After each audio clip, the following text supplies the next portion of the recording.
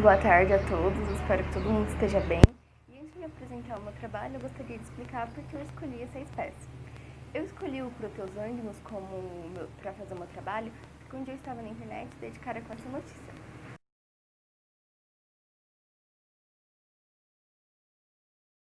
Nela dizia que o animal era capaz de dormir por 7 anos. Eu fiquei, como assim? Isso provavelmente é mentira, né? É impossível. Mas pesquisando mais, eu descobri que não é impossível e que acontece muito na natureza. Devido ao baixo metabolismo, o Proteus consegue dormir por muito tempo e também vive por muito tempo. E esse foi o motivo de eu ter escolhido o Proteus como a espécie que eu gostaria de apresentar para vocês. Assistir meu vídeo, foi feito com muito carinho e espero que todos gostem. Agora eu vou falar sobre a classificação do Proteus Ele pertence ao reino Animalia, ao filo Chordata, classe anfíbia, à ordem Caudata, à família Protei, ao gênero Proteus e à espécie Proteus. Outra curiosidade muito legal sobre esse animal é a sua história. Antigamente, os moradores da Eslovênia acreditavam que nas profundezas das cavernas aquáticas existia um dragão. Certamente eles tinham essa crença, né? Porque quando eles viam os proteusângnos, acreditavam que eles eram filhotes desse possível dragão. Eu não vou julgar eles porque parece muito um pequeno dragão. Mas foi apenas em 1768 que o animal foi descrito pelo cientista Joseph Nicolai Laurent em seu trabalho Synopsis Reptilium. Aqui temos a capa do trabalho de Laurent e a página onde o animal foi descrito. Esses animais podem viver até 100 anos. Em cativeiros, alguns chegaram a ter 68 anos. O aumento da longevidade pode acontecer com um menor gasto de energia estabelecido através da redução das taxas do metabolismo basal e também por meio do controle eficiente dos dados oxidativos causados pela atividade metabólica. Nesse cenário, uma espécie que apresenta alta longevidade deve possuir mecanismos antioxidantes especiais e baixa taxa de metabolismo basal. O Proteus ele é nativo de países ao longo do Mar Adriático. Ele pode ser encontrado no norte, como Eslovênia, e norte da Itália, continuando para o sul através da Croácia e Bósnia. Populações isoladas de Proteus foram introduzidas às montanhas dos Pirineus francesas e no nordeste da Itália. Os Proteus são encontrados nos lagos subterrâneos de água doce e riachos de cavernas. A água nessa caverna é lentamente ácida, contendo alta concentração de oxigênio e variância de temperatura de 5 a 15 graus. Essa espécie possui o corpo esbelto e alongado, com média de 23 a 25 centímetros de comprimento da cabeça até a cauda. O tronco é cilíndrico e possui cerca de 2 dúzias de ranhuras costais ao longo de cada lado. A cauda é comprimida lateralmente, com pequenas barbatanas correndo ao longo da parte superior e inferior. A cabeça é alongada, com um focinho embotado no final. Seus olhos são muito pequenos e nem rompem a pele. A pele é geralmente branca ou bege, mas pode ter um tom rosado. Quando exposta à luz, a pele fica violeta ou preta. O escurecimento da pele é revertido quando retorna à escuridão. No lado ventral do corpo, a pele é translúcida e revela os contornos dos órgãos internos. Diretamente através da cabeça de cada lado há 3 brânquias. Essa espécie não apresenta dimorfismo sexual, mas as fêmeas são maiores que os machos. Agora eu vou falar sobre a reprodução desse animal. Durante o período de reprodução, os machos se tornam territoriais e defendem fisicamente seu território.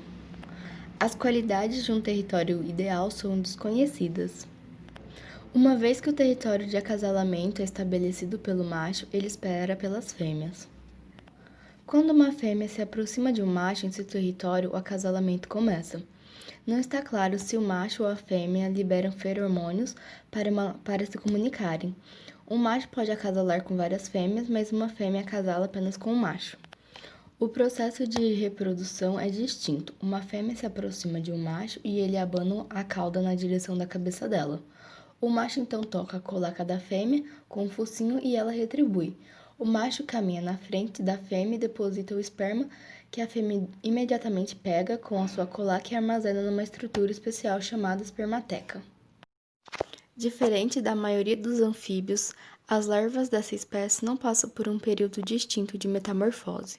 Em vez disso, os filhotes se desenvolvem diretamente em adultos, mantendo algumas das suas características larvais, como as guelras, as barbatanas e a cauda. A temperatura ambiente desempenha um papel importante no desenvolvimento dos ovos e dos juvenis. Dentro de uma faixa de 8 a 15 graus, o tempo de desenvolvimento é relativamente menor. Ele dura em torno de 86 dias em temperaturas quentes. Já em temperaturas frias, esse tempo pode durar até 182 dias. O desenvolvimento do proteusângnios e de outros anfíbios que vivem inteiramente em cavernas é caracterizado por heterocromia. No caso, o animal não sofre metamorfose e permanece com características larvais. Ele atinge a maturidade somática com a maturidade sexual precoce. Isso é, a maturidade reprodutora é atingida quando mantém a morfologia externa de larvas. Devido ao estilo de vida secreto dos proteusângnios, poucas informações foram coletadas na natureza sobre o seu comportamento geral.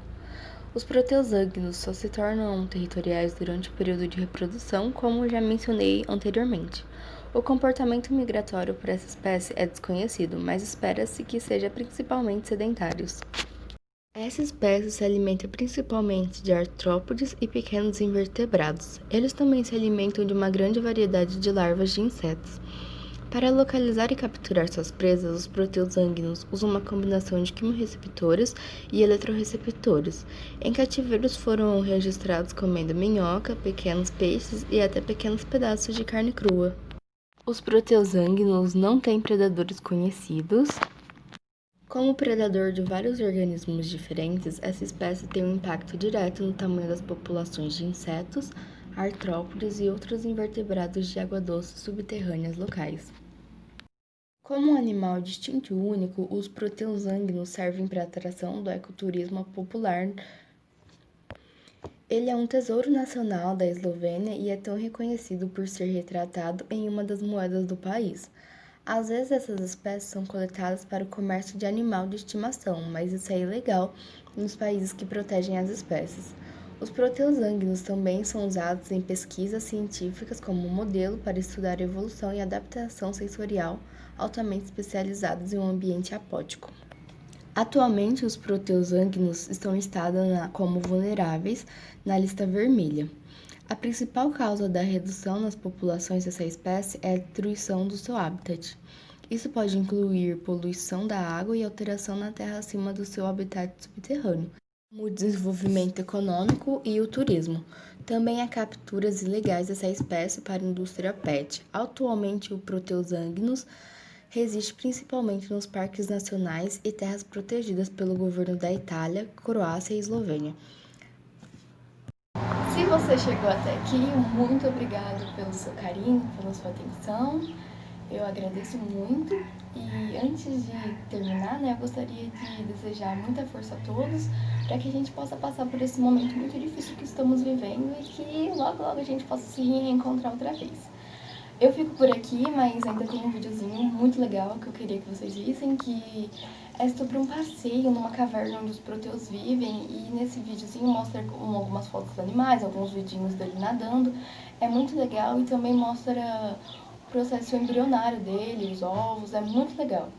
Então até aqui, um abraço e um beijo virtual a todos. Fiquem com Deus e até mais!